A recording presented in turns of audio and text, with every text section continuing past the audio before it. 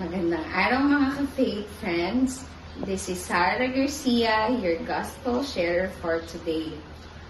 Our reading is according to St. Matthew, chapter 23, verses 13 to 22. From the gospel, Jesus showed his anger to the scribes and the Pharisees on how they treat and lead people to God.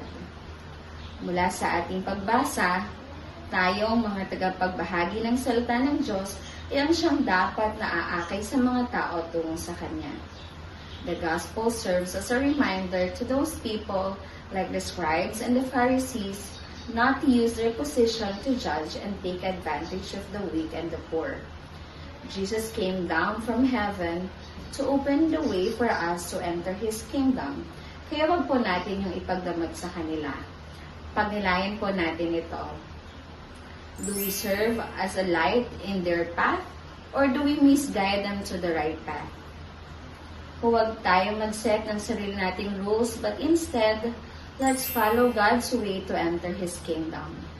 In John chapter 14, verse 16, Jesus proclaimed, He is the truth, the way, and the life. We can only enter the kingdom of heaven through Him. Kaya mas makakabuti sa atin na gawing gabay ang salita ng Diyos para mas mapalapit sa Kanya at huwag gawing basihan ang pansariling batayan. And before I end this video, remember to be the light in someone's path to enter the kingdom of heaven.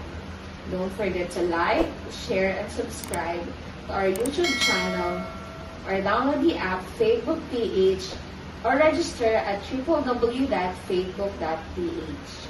Maraming salamat po sa inyong pakikinig. God bless everyone, and always remember, put God first.